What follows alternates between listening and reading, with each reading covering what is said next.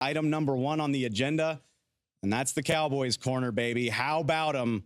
How about those Dallas Cowboys? Look, this was a crazy weekend, y'all. A weekend where the favorites only managed a 6-8 record against the spread. And who had the biggest spread of the weekend, you might ask? The Dallas Cowboys. Looked like a big line, if you remember us talking about it. It was all the way up there at 8.5, 9 points. Cowboys dominate the New York Jets by a score of 30-10, staking their claim, in my opinion, for the best resume in the NFL through 2 weeks. They've beaten their opponents by a combined score of 70-10. Now, I can hear you scoffing. I can hear you rolling your eyes. If you're not a Cowboys fan, you're a Cowboys hater. I can hear you telling me, that was Zach Wilson starting for the Jets, Dave, not Aaron Rodgers. Nobody cares. Sure, that's fine. Just keep that same energy from last week when Zach Wilson played well enough to beat the Buffalo Bills, when the feisty New York defense played well enough to fluster the Bills into 16 points and 3 turnovers. Yeah, those guys went down to Dallas and played the Dallas Cowboys, where we saw none of those problems. Sure, the Cowboys kicked a lot of field goals. That's about as big of a critique as you can come up with for this team. But Dak Prescott and his offense piled up 382 yards on the supposed dominant New York defense, 26 first downs on the day. Dak was dotting his receivers up on third downs. He converted, count them, 5 different third and longs against Sauce Gardner in this New York defense. They were 9 of 18 on third down on the day. And some of their failed conversions were way after this thing was out of hand. Dallas put this thing away early in the third quarter.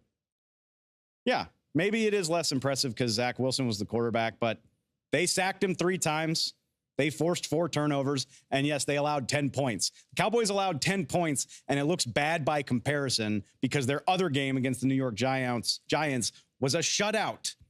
They didn't allow any points after halftime in this game. Micah Parsons, maybe you've heard of him, right at the center of it, putting a Defensive Player of the Year resume together already, wrecked this game plan for the New York Jets, stopped him in the run game, terrorized their offensive tackles.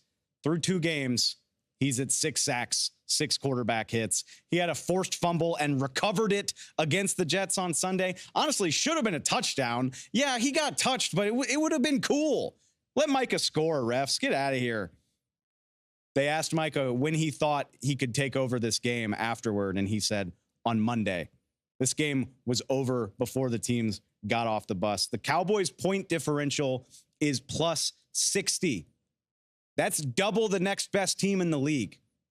They are doubling up the San Francisco 49ers, who are also off to a hot start. Like I said, it's early.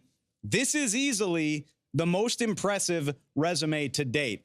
Dallas defense gets the headlines, and deservedly so, but Dak Prescott and the Dallas offense absolutely pulled their share of the weight against one of the best units in football on Sunday afternoon. And my guess, if you're tired of hearing about it, I would get used to it. The Cowboys' next 2 opponents are a combined 0-4. The Arizona Cardinals and the New England Patriots both losing on Sunday to drop to 0-2. Not to write anybody off ahead of time, but it's sure looking like Dallas is going to have a nice record, setting up a huge Week 5 showdown with the San Francisco 49ers.